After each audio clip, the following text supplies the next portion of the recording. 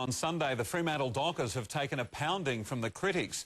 Following 2 losses from their first 2 games, the club's direction and team's game plan have both come under fire. Just 2 weeks into the new season, the critics have teed off. I'm like the Freo Footy Club. I've got no idea where they're headed. I really fear for what's going to happen to that footy club. And they played a team in Essendon that's extremely young, got 6 or 7 good players not playing, and a kid who's just off the boat from Ireland, and they got their pants pulled down. There was more. This from Mark Harvey's former Essendon teammate, James Hird. By the looks of that, they're going to be bottom 4 for this year, which is an interesting, proposition for the way they're going. I mean, halves needs to change, needs to get the players playing a game style that can win them games, and they didn't do that on the weekend. And today, from the players themselves, an admission, confidence is low. The spirit's never really good. 2 losses. It was a pretty deflating loss on the weekend. We expected to probably beat Essendon. So, it is tough at times, but it's a challenge for the group to stay motivated.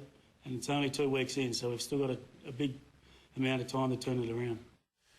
And Mark Harvey joins me live now. Mark, your old teammate says the game plan's not right. I'm sure you respect his opinion. Has James Hird got it right? No, I think he was answering that question in response to someone that was leading him in. Your game plan can sometimes work depending on your ability to be able to sustain enough pressure and maintain possession. So, yeah, I have a look at different aspects of the game. Commentators sometimes get left behind in where they see a game plan at. There's a suggestion there that the club doesn't know where it's heading. I mean, do you think that's a complete overreaction?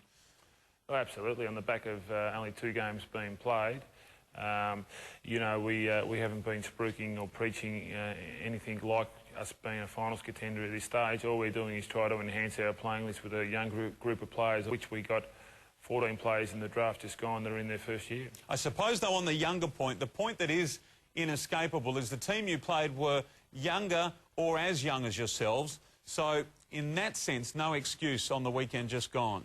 They may have been younger, but if you have a look at games and experience, you'll find that they were more experienced from that avenue. So, yeah, look, you can look at it both ways. Had we played the Bombers over here, it might have been a different story, all of that. Skill level, Mark, it's still hurting you, it's still haunting you. It'll hurt all the sides that are down the bottom of the ladder, so that's the challenge for us, to try to enhance that as quick as we can and make sure we pick the right players that can pull apart an opposition game plan. Stephen Hill this week, will you persevere or back to the waffle? No, you back your kids in, and at some stage we'll see Stephen evolve, particularly when the side gets on more of a front foot from a scoreboard point of view. And what about you, Halves? Have you hurt your knee? Your mail is right. I've sort of half broken down at the moment. It's an old wall wound, and I'm not moving too well at the moment, so I may have to consider crutches at this stage. Oh, that won't be a good look, Halves, but if the message gets through, that's all that matters. We wish you a speedy recovery. Thanks a lot, Tup. Mark Harvey. And some